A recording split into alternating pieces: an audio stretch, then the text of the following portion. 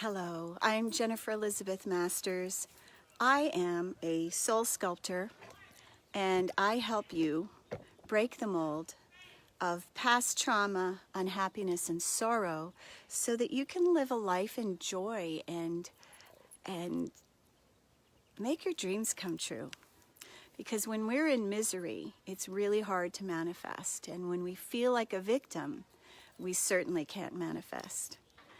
And when we're able to manifest in the moment, life just becomes easier. So I want to talk a bit about letting go. And I want to share, I'm going to move a little bit here so that I am not in the shade. Just recently, my neighbor and I had, a little something. I won't say it was an altercation, but and without divulging all the details, she did something, and somebody came and asked me about it, and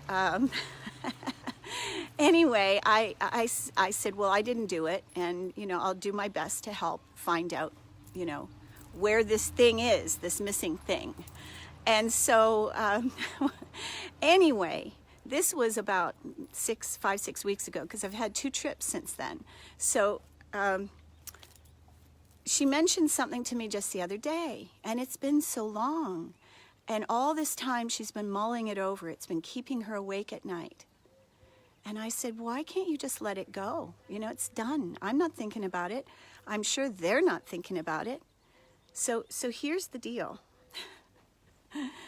As long as we hold on to something and we continue to mull it over in our minds, and we're thinking about it, and we're worrying about it, and we're obsessing about it, what's happening is, I gotta do this, what's happening is that we're affecting our health, and we're creating acidity in our body. And we all know that acidity in the body, I'm trying to do this so that I'm not in the shadow, acidity in our body creates disease, or the environment for disease, where cancer can live and all manner of illnesses can be. When we have an acidic body, we could have fibromyalgia, Epstein-Barr, and so we've got to let go. We have to learn how to release it. And lots of us have had things, I did too, that where I felt ashamed, I felt guilt-ridden, and I had to forgive myself and forgive others. But when we do that, we let go, we release it. And when we let it go, then we can move on. And the whole idea, here's what I want to share with you. While I was, this usually happens in front of the mirror for me. In the bathroom is where I get my greatest insights, whether it's the shower or standing in front of the mirror. I'm flooded with inspiration, and while I'm preparing to do a video like this, I get guidance. And what I was shown is, even in nature, when you think about it, there's roses behind me. The roses come out, they bloom, and then what happens? They drop their petals, they let them go. They're so beautiful, but they let go. Trees, right now the trees are all green, they've leafed out, some of them have blooms, and when they bloom, what do? They let go of the petals. When it turns to fall, the trees' leaves turn brown or yellow or red or whatever color, and they let go. So there's power in letting go. When you let go, you can be refreshed, because as long as that energy of whatever that negative force is, that worrisome thought, it's holding space. It's holding space in the mind, in the body, in the cellular structure. And so when you let go, let it go, cut cords, cut ties, you're making room. And so when you make room, something good will rush in. And so the thing of it is to have faith that something better is around the corner, and know that you are always taken care of. The universe always has your back, and that is true. And I see it every single day, over and over and over. The universe always has your back. So what happens when you don't let go? Well, you might put on weight. That happens with a lot of people.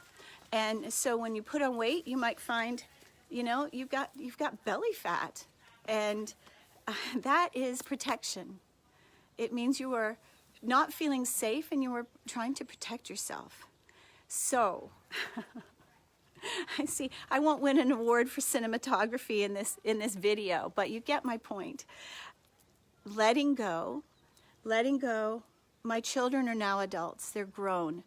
They are going to have to do it on their own. I can't keep, holding out my hands or giving them money to help support them. I'm saying this generally for a lot of us. We've got to let our kids fall on their faces and learn. We can't continue to enable them. We can't enable our partners. That's part of codependency. We've got to let go. We're not responsible for anyone else's happiness but ours. So let go worrying about mom. Yes, love mom, call her, visit her. But her happiness isn't your responsibility. It is not our responsibility to make everyone else happy. And so when we let go of the people pleasing, we have space. We have space for us. We have space for our own joy. Because here's the thing, when we're so busy pleasing everyone else, what happens? We're not happy because we're focused on making everyone else happy. And here's the other caveat to do with that. Often when we're pleasing other people, we're doing things we don't want to do. And it's okay to say no, No, I don't want to do that. I don't want to go to that ballet. I don't want to go to that concert. I would prefer to stay home and read a book. Or I would prefer to go for a walk on the beach. And I would prefer to do this alone. I need my alone time. So being able to say what it is that is in your heart that will bring you the most joy is powerful. And I know you can do it. I believe in you. So letting go is one of the greatest gifts that we can give ourselves, our health, and our children. It's really powerful. So not only are you giving yourself a gift, but you're giving everyone else around you a gift as well. I love you. Mwah. Thanks for watching. Have a beautiful day.